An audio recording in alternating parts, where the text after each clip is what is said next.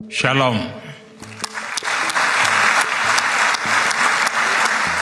India stands with Israel firmly, with full conviction in this moment and beyond. Hi praise lord, this is pastor హేమాన్. దేవుని యొక్క మహా ఉన్నతమైన కృపలో వర్ధిల్లుతున్న మీ అందరికీ కూడా ప్రభువైన యేసుక్రీస్తు వారి యొక్క ఉన్నతమైన ప్రశస్తమైన అతి శ్రేష్టమైనటువంటి శుభనామంలో మీ అందరికీ నిండి శుభాభివందనాలు తెలియపరుస్తున్నారండి. మీరు అందరూ బాగున్నారని ఆశపడుతూ ఉన్నాను. మీ అందరి నిమిత్తమై మా యొక్క అనుదిన ప్రార్థనలో తప్పకుండా జ్ఞాపకం చేసుకుంటా ఉన్నాం. మీరు మీ కుటుంబ సభ్యులందరూ కూడా ఆత్మీయంగా వర్ధిల్లుతున్నారని, దేవుని యొక్క రాకడికి సిద్ధపడుతున్నారని మేము ఎంతగానో ఆశపడుతున్నాం, నమ్ముతా ఉన్నాం. అయితే నేనైతే చాలా ఆనందంగా ఉన్నానండి. నిజంగా నా ఆనందానికి అవధులు లేవు, నా సంతోషానికి ముగింపు లేవు అనడానికి ఒక అద్భుతమైనటువంటి విషయాన్ని దేవుడు జరిగించాడు. నిజంగా చాలా ఆనందిస్తూ ఉన్నాను. భారతదేశంలో ఉన్నటువంటి అనేక మంది కూడా ఆనందిస్తున్నారు, ఇతర దేశాల్లో ఉన్నటువంటి వారు కూడా ఆనందిస్తున్నారు. ప్రాముఖ్యంగా ఇజ్రాయెల్ దేశానికి సంబంధించిన వారైతే వారి ఆనందానికి ఇంకా అపరిమితమైనటువంటి రీతిలో ఆనందాలు వాళ్ళలో కనబడుతూ ఉన్నాయి. ఇంతకీ ఏంటంటే, మన దేశానికి, భారతదేశానికి, ఇజ్రాయెల్ దేశానికి ఉన్నటువంటి సంబంధాలు ఈనాటివి కాదండి. ఎప్పటి నుంచి, మొన్నటి నుంచి నరేంద్ర మోడీ గారు వచ్చినటువంటి సమయం నుంచి ఉన్నటువంటి బంధాలు కాదు, ఉన్నటువంటి రిలేషన్ కాదు మనది. ఇంచుమించుగా సొలోమోను గారి కాలం కంటే కూడా ముందు నుంచి కూడా మన భారతదేశానికి, ఇజ్రాయెల్ దేశానికి మంచి సంబంధాలు అనేటువంటివి కొనసాగుతూ ఉండేవి. యూదులకి మనకి మధ్యన చాలా వ్యాపార సంబంధమైనటువంటి లావాదేవీలు కావచ్చు, ఆర్థిక సంబంధమైనటువంటి లావాదేవీలు కావచ్చు, అనేక రకాలైనటువంటి వస్తు సంబంధమైనటువంటి లావాదేవీలు కావచ్చు, అలాగే జంతువులకు సంబంధించినటువంటి, పక్షులకు సంబంధించినటువంటి లావాదేవీలు కావచ్చు, చాలా జరుగుతూ ఉండేవి. మంచి రిలేషన్ ఉంది. ఎంత మంచి రిలేషన్ అంటే, యూదులు కూడా భారతదేశానికి వచ్చి వాళ్ళ నివాసాలు నిర్మించుకొని ఇక్కడే వాళ్ళు కాపురం ఉండడం అనేటువంటిది జరిగించారు అని అంటే అర్థం చేసుకోవచ్చు. అంటే ఈ దేశం మనకి ఎంత సురక్షితం, ఈ దేశం చాలా మంచిది, ఈ దేశంలో మనం ఖచ్చితంగా మనం నివసించడానికి అవకాశం ఉంది. ముందు రోజుల్లో కూడా మన వెనకాల వచ్చినటువంటి తరాలు కూడా ఈ దేశం నుండి ఎప్పటికీ కూడా ఏ విధమైనటువంటి ఇబ్బందులు పడరు అనేటువంటి ఆలోచనతో సొలోమోను కాలం కంటే కూడా ముందు నుంచి కూడా యూదులందరూ కూడా భారతదేశానికి వచ్చి నివసించడం అనేటువంటిది మనందరికీ తెలిసినటువంటి విషయం. మంచి బాండ్, మంచి రిలేషన్ అనేది మన ఇరు దేశాల మధ్యన కూడా ఉన్నది. అయితే నరేంద్ర మోడీ గారికి, నెతన్యాహు గారికి మధ్య ఉన్నటువంటి బంధం అయితే మాత్రం అది వర్ణాతీతం. నిజంగా అద్భుతమైనటువంటి రిలేషన్, ఇద్దరి మధ్యన ఉన్నటువంటి బంధం వివరించలేనిది. నేను ఎన్నో సంవత్సరాల నుంచి కూడా చెప్తా ఉన్నాను. అయితే రీసెంట్గా 2 days బ్యాక్ నరేంద్ర మోడీ గారు ఇజ్రాయెల్ వెళ్ళడానికి వాళ్ళ ఆహ్వానాన్ని మన్నించి వెళ్ళడం జరిగింది. నిజంగా అక్కడ నరేంద్ర మోడీ గారు ఇచ్చినటువంటి స్పీచ్కి ఇజ్రాయెల్ పార్లమెంటులో ఉన్నటువంటి సభ్యులందరూ కూడా, పెద్ద పెద్ద దిగ్గజాలు, పెద్ద పెద్ద రాజకీయ ప్రతినిధులు కూడా నిలవబడకుండా ఉండలేకపోయారు. నిజంగా ఆయన మాటలకు చప్పట్లు కొట్టకుండా ఉండలేకపోయారు. నిజంగా నరేంద్ర మోడీ గారు మాట్లాడుతూ ఉంటే నెతన్యాహు గారి యొక్క ముఖంలో కనబడినటువంటి ఆ ఆనందం ఉందో చూడండి. ఎంత మురిసిపోయాడంటే మహానుభావుడైనా అంత మురిసిపోయాడండి. నిజంగా ఆయన మాట్లాడుతున్నటువంటి సందర్భంలో మాటలు కావచ్చు, ఇజ్రాయేల్ ప్రజలు, అక్కడ ఉన్నటువంటి మినిస్టర్స్ అందరూ కూడా ఆయన మాటల్ని అభినందిస్తున్నటువంటి సందర్భం కావచ్చు, ఆ క్లాప్స్ కొడుతున్నటువంటి విధానం కావచ్చు, నా కళ్ళల్లో మాత్రం నీరు తిరిగినాయండి. నిజంగా చాలా ఆనందించానండి. నిజంగా ఇజ్రాయేల్ దేశానికి సహకరించేటువంటి దేశాలు చాలా తక్కువే. అందులో మన భారతదేశం సహకరించడం అనేది, ఇరు దేశాల మధ్య ఉన్నటువంటి ఆ ప్రేమ, ఆ సమాధానం, ఆ ఫ్రెండ్షిప్ అనేటువంటిది కేవలం దేవుడి మూలంగానండి. అందులో మాత్రం ఏ విధమైనటువంటి సందేహం కూడా లేదు. అయితే ఆయన మాట్లాడుతూ అన్నాడు కదా, నిజంగా నేనైతే చాలా ఆశ్చర్యపడ్డానండి. ఆయన అంటాడు కదా, నెతన్యాహు ఈజ్ మై ఫ్రెండ్ అని అంటూ, ఫ్రెండ్ కాదు వీఆర్ బ్రదర్స్, మేము ఇద్దరు అన్నదమ్ములు అంటూ, ఇజ్రాయేల్ తల్లి అయితే భారతదేశం తండ్రి అన్నాడు నరేంద్ర మోడీ. అయితే వీరిద్దరి యొక్క కలయిక కొంతమంది నచ్చనటువంటి శత్రువులు కూడా ఉంటారు కదా, కడుపుమంట. వీళ్ళిద్దరూ కలిసి ఉండడం అనేటువంటిది నచ్చనటువంటి దేశాలు కూడా ఉన్నాయి, నచ్చనటువంటి కమ్యూనిటీస్ కూడా ఉన్నాయి. వాళ్ళు ఎంత మండిపోతున్నారంటే, ఎంత కడుపు మంటతో ఏడుస్తున్నారంటే, వీళ్ళిద్దరూ కలవకూడదని అనుకున్నారు. ఎప్పుడంటే రీసెంట్గా భారతదేశానికి అమెరికాకి మధ్య బంధం తెగిపోయింది అనుకునేటువంటి సందర్భానికి నెతన్యాహు గారు ప్రత్యక్షమయ్యి ఇంటర్ఫీర్ అయ్యి, కుష్నర్ గారు కూడా, అంటే బయటికి రాలేదనుకోండి, కుష్నర్ కూడా ఇంటర్ఫీర్ అయ్యి ఎక్కడో కూడా భారతదేశాన్ని ఒక విధంగా కూడా ఈ విధంగా కూడా ఇబ్బంది పెట్టకండి అని చెప్పి కాంప్రమైజ్ చేసి మళ్ళీ బ్రేకప్ అవుతున్నటువంటి మోడీ గారిని, ట్రంప్ గారిని మళ్ళీ ఐక్యపరిచారు. సమాధానపరిచారు. ఎప్పుడైతే మళ్ళీ బాండ్ విరిగిపోతుంది అనుకునే సంబరాలు చేసుకున్నారో కొన్ని దేశాలు, వాళ్ళందరూ ఒక్కసారిగా కళ్ళు తేలేసేసారు, ఒక్కసారిగా ఆశ్చర్యానికి గురైపోయారు.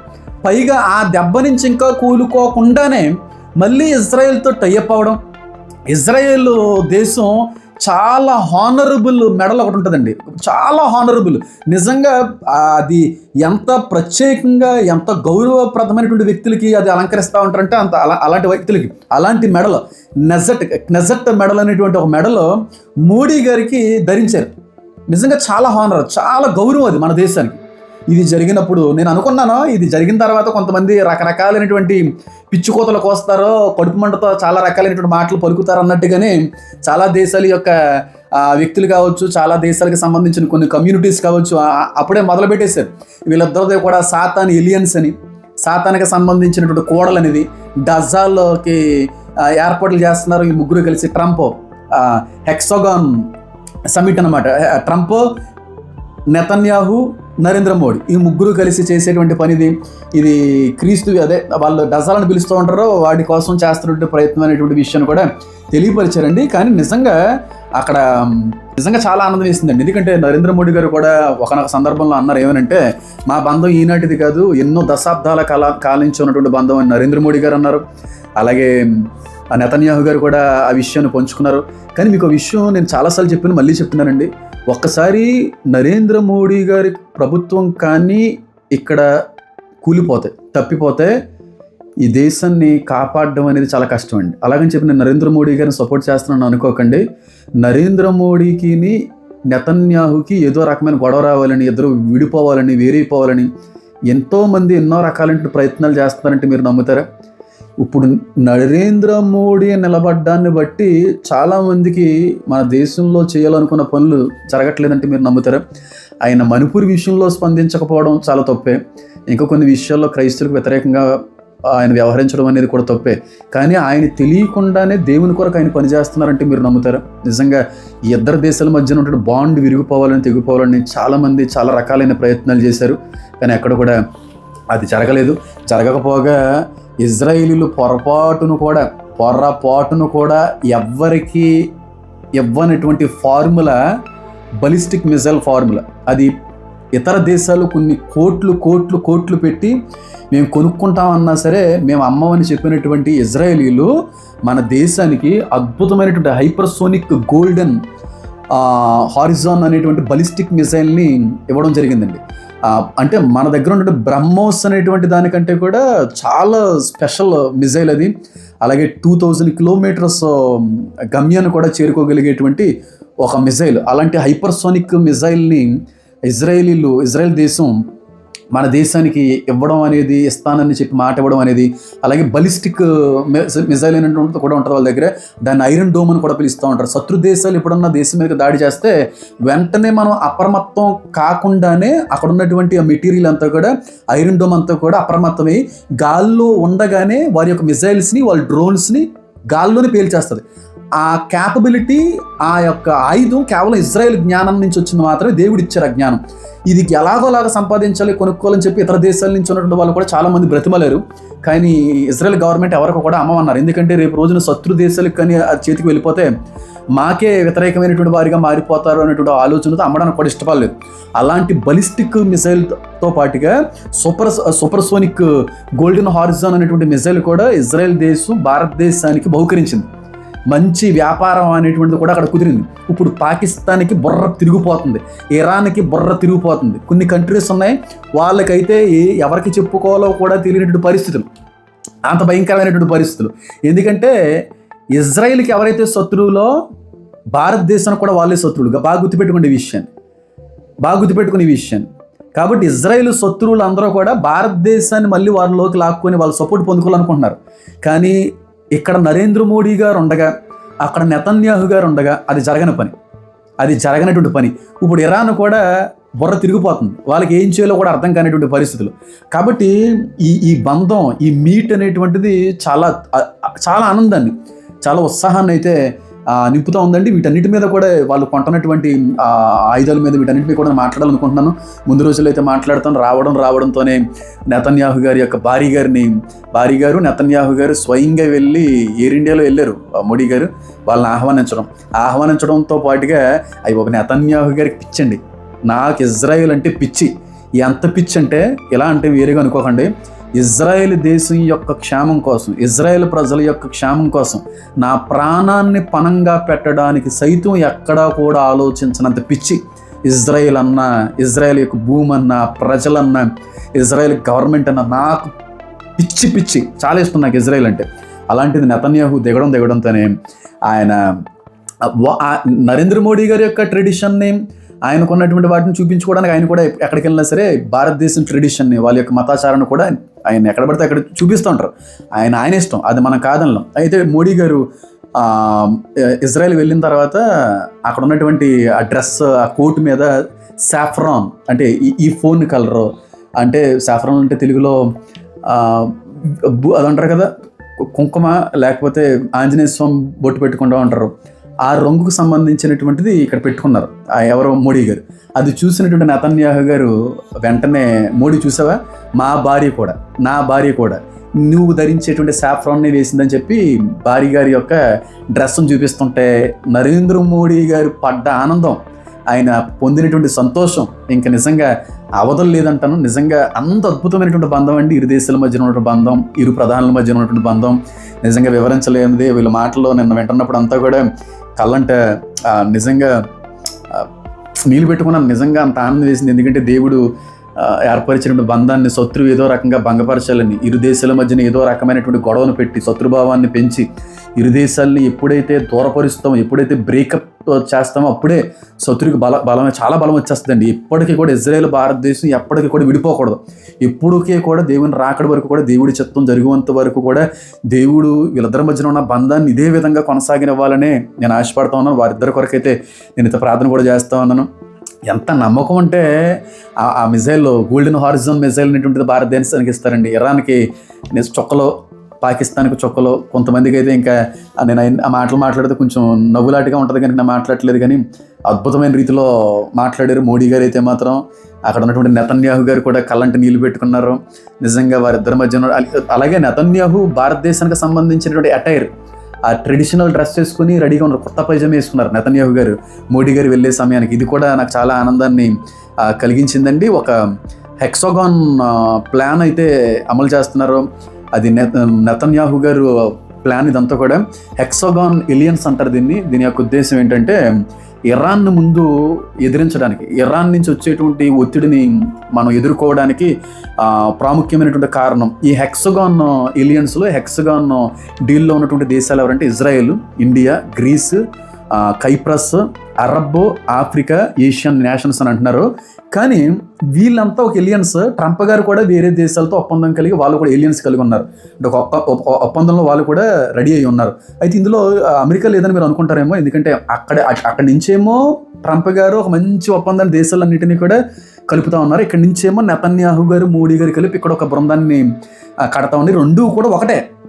రెండూ కూడా ఈ దేశాల్ని, ఈ ప్రపంచాల్ని నాశనం చేయాలనుకుంటున్నటువంటి ఆ శత్రువుల్ని, ఆ రాడికల్ శత్రువుల్ని అంతరం చెయ్యాలి, వాళ్ళని పూర్తిగా నిర్మూలన చెయ్యాలి అనేటువంటి ఉద్దేశంతోనే ఈ ఎలియన్స్ అనేటువంటి జరుగుతుంది, ఈ ఐక్యత అనేటువంటి జరుగుతుంది. కాబట్టి ఈ ఐక్యత కట్టబడాలి. ఎంతోమంది శత్రు దేశాలకి బుద్ధి రావాలి. ఎంతోమంది టెర్రరిస్టులకి, ఎన్నో ఉగ్రవాద సంస్థలకి సహకరిస్తున్నటువంటి వాళ్ళందరి ప్రయత్నాలు కూడా ఖచ్చితంగా భంగపరచబడాలి. అట్టి రీతిలో ఈ బంధం అనేటువంటిది ముందుకు కొనసాగాలని మనందరం కూడా ప్రార్థన చేయవలసిన అవసరం ఉందండి. ఎందుకంటే యెరూషలేమా నిన్ను ప్రేమించేవారు వర్ధిల్లు, యెరూషలేము క్షేమం కొరకు ప్రార్థించేవారు వర్ధిల్లుదని కూడా వాక్యం సెలవిస్తూ ఉంది. కనుక దాని యొక్క క్షేమం కోసం మనం అందరం కూడా ఎప్పటికప్పుడు ప్రార్థించవలసిన వారే ఉన్నామని మరొకసారి మీ అందరికీ కూడా నేను గుర్తు చేస్తూ ఉన్నానండి. ఈ మాట చాలామందికి నేను నేను ప్రసంగంలో కూడా, సెమినార్లో కూడా, రెవల్యూషన్ సెమినార్లో కూడా చెప్పాను. భారతదేశంలో ఉన్నటువంటి వాళ్ళలో చాలామంది యూదులు ఉన్నారు. 12 గోత్రాలకు సంబంధించినటువంటి జాతి భారతదేశంలోకి చల్లాచెదురైపోయింది. మన పూర్వీకులు కూడా యూదులై ఉండొచ్చు, దానికి బలమైన ఆధారాలు కూడా ఉన్నాయని చాలా సందర్భాల్లో కూడా చెప్పాను. అదే మాట నెతన్యాహు చెప్పాడు మన స్పీచ్లో. మా యూదులందరూ కూడా ఎక్కువ మొత్తంలో భారతదేశంలో ఉన్నారు. బెన్ ఇజ్రాయేలీలు, బేత్ ఇజ్రాయేలీలు వీళ్ళందరూ కూడా నేను ఈ మాట్లాడిన వీడియోని కూడా నేను ఒక గోత్రం గురించి మాట్లాడిన అది కూడా లాస్ట్లో నేను పెడతాను, వీలైతే చూడడానికి ప్రయత్నం చేయండి. వాళ్ళని బేత్ ఇజ్రాయేలీస్ అని పిలిచేవారు, ఇథియోపియన్ జ్యూస్ అని కూడా పిలుస్తూ ఉండేవారు. అప్పుడు ఉన్నట్టు రోమల్లో గ్రీకులు అందరూ కూడా ఇథియోపియన్ జ్యూస్ నెలగా కొంటున్న వాళ్ళని కూడా ఇక్కడ ఇండియాలో ఉన్నటువంటి వాళ్ళని కూడా ఇథియోపియన్ జ్యూస్ అని బేత్ ఇజ్రాయేలీస్ అని కూడా పిలుస్తూ ఉండేవారు. కాబట్టి మళ్ళీ చెప్పేది ఏంటంటే ఇండియాలో చాలా మంది జూయిష్ సంతతి అనేది ఉంది. యూదుల సంతతి ఇజ్రాయెల్లో మిగిలిన దేశాలు ఎంత ఉందో అంతకి సమానంగా ఉన్నటువంటి దేశం మన భారతదేశం. కాబట్టి ఈ దేశాన్ని దేవుడు చాలా ప్రేమించాడు. ఎంత ప్రేమించాడంటే ఆయనని అనుమానించినటువంటి తోమా 3 సార్లు నేను వెళ్ళనన్నా సరే ఏదో రకంగా తోమాన్ని దేవుడు భారతదేశానికి పంపించే అంత ప్రేమ భారతదేశం మీద దేవుడు కలిగి ఉన్నాడు. ఎందుకంటే తప్పిపోయినటువంటి జాతి, తప్పిపోయినటువంటి వాళ్ళు, ఇంకా అనేక రకాలైనటువంటి కారణాలు ఉన్నాయి దీని వెనకాల. ఇక్కడ చీకటిలో మునిగిపోతున్న వ్యక్తులను ఉద్దేశించి కూడా భయంకరమైనటువంటి పద్ధతిని అనుసరించేటువంటి వ్యక్తులను కూడా కాచి కాపాడాలనేటువంటిది. కానీ తోమాని ప్రత్యేకంగా దేశానికి పంపించడంలో ప్రాముఖ్యమైన ఉద్దేశం ఏంటో తెలుసా అండి? దేవుడు భారతదేశాన్ని చాలా ప్రేమిస్తున్నాడండి. ఎంత ప్రేమిస్తున్నాడంటే అంత ప్రేమిస్తున్నాడండి. ఈ బంధం ఈ విధంగా కొనసాగాలి అనేటువంటి ఆలోచన దేవుడు కలిగి ఉన్నాడండి. కానీ మోడీ గారు దిగుపోవాలని కొన్ని సంస్థలు, కొన్ని దేశాలు, కొన్ని కమ్యూనిటీస్ ఇప్పటికీ కూడా ప్లాన్ వేస్తూనే ఉన్నాయి. ఆయన దించేయాలి, ఆయన దించితేనే కానీ పని అవ్వదు, ఆయన దించితేనే కానీ పని అవ్వదని. కానీ దిగిపోతే మాత్రం ఖచ్చితంగా పరిస్థితులు వేరేగా ఉంటాయి. ప్రకటన గ్రంథం 17వ అధ్యాయం 12వ వచనంలో మనం చూసినట్టయితే మునుపు ఎన్నడూ కూడా అధికారము పొందనటువంటి వ్యక్తులకి అధికారం ఇస్తారంటే యాంటీక్రైస్ట్. అంటే యాంటీక్రైస్ట్ రావడంతోనే ఇది కూడా ప్రసంగాల్లో, సెమినార్లో చాలా సందర్భాల్లో చెప్పాను. భారతదేశం మీద ఇప్పటి వరకు ఎప్పుడూ కూడా అధికారిగా నిలబడినటువంటి, ఎప్పుడూ కూడా నెగ్గనటువంటి ఒక వ్యక్తి నెగ్గుతాడు. అది కూడా యాంటీక్రైస్ట్ ద్వారా. కానీ మునుపెన్నడూ కూడా అధికారము చూడనటువంటి, చాలాసార్లు పోటీ చేసి ఉండొచ్చు, పోటీ చేయకపోయి ఉండొచ్చు, అలాంటి వ్యక్తికి అధికారం ఇస్తాడు యాంటీక్రైస్ట్లా. చాలా దేశాల్లో ఉన్నటువంటి వ్యక్తుల్ని పోటీ చేసినప్పుడు అధికారం ఎప్పుడు చూడనటువంటి, ఎప్పుడు ఓటమి చూసినటువంటి వ్యక్తుల్నే ఆ దేశం మీద పీఠం, ఆ దేశం సింహాసనం మీద కూర్చోబెట్టడానికి కూడా యాంటీక్రైస్ట్ ప్రయాసపడతాడు. ఆ విధంగా నేను అనుకుంటాను, నా యొక్క ఉద్దేశం ఏంటంటే నరేంద్ర మోడీ గారు ఎప్పుడైతే దిగిపోతారో, ఎప్పుడైతే నిర్మూలన అయిపోతుందో, యాంటీక్రైస్ట్ వచ్చేటువంటి కాలానికి ఖచ్చితంగా ఈ ప్రభుత్వాలన్నీ కూలిపోయిన తర్వాత 100% ఇప్పటి వరకు అధికారం రుచి చూడనటువంటి వ్యక్తికి అధికారం ఇస్తాడు యాంటీక్రైస్ట్. పూర్తిగా అధికారం అంతా కూడా యాంటీక్రైస్ట్ ఈ దేశాలు అప్పచెప్తైనటువంటి విషయం ఎన్ని చెప్పానండి. రెవల్యూషన్ బైబిల్ స్టడీ అంతా చేశానండి. నాకు తెలిసి ప్రపంచంలో ఎవరో కూడా చేసి ఉండరేమో.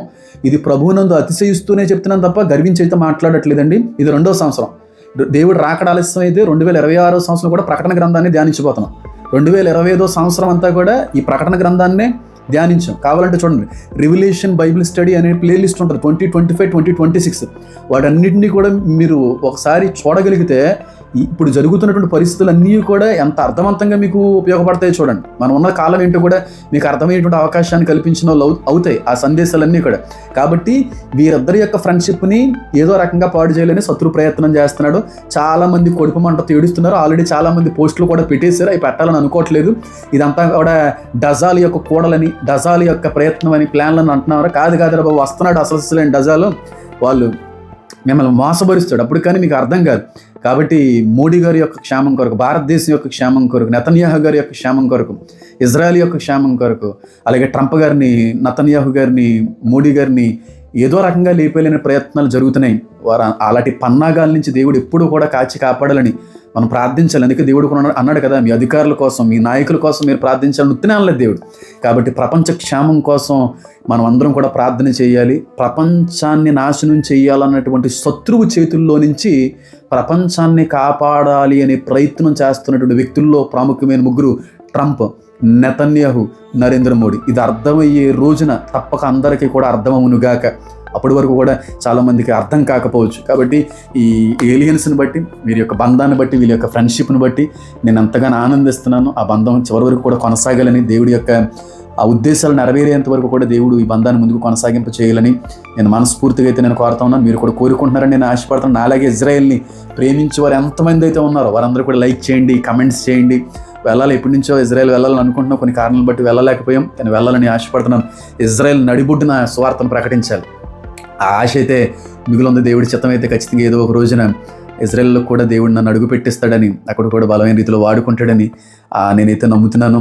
నా కోసం ప్రార్థన చేయండి, మన మినిస్ట్రీ కోసం ప్రార్థన చేయండి. నా మినిస్ట్రీ అనట్లేదు, మన అందరి మినిస్ట్రీ, దేవుని గొర్రెపిల్ల సంఘం, గాడ్స్ ల్యాంబ్ మినిస్ట్రీ అనేది మనందరికీ సంబంధించింది. అందుకే మనం అందరం కూడా ఏక మనసు కలిగి దేవుని రాకడ కొరకు మనం శతవిధాల ప్రయాసపడాలి, ప్రయత్నం చేయాలి, అన్నిటికీ మించి ప్రార్థన కూడా చేయాలి. సిద్ధపడండి. ఇంకా అనేక విషయాలతో మీ అందరి ముందుకు కూడా నేను ముందు రోజుల్లో రాబోతూ ఉన్నాను. కాబట్టి వెయిట్ చేయండి, అనేక మందికి షేర్ చేయండి, నచ్చితే తప్పకుండా లైక్ చేయండి. God bless you all. Amen.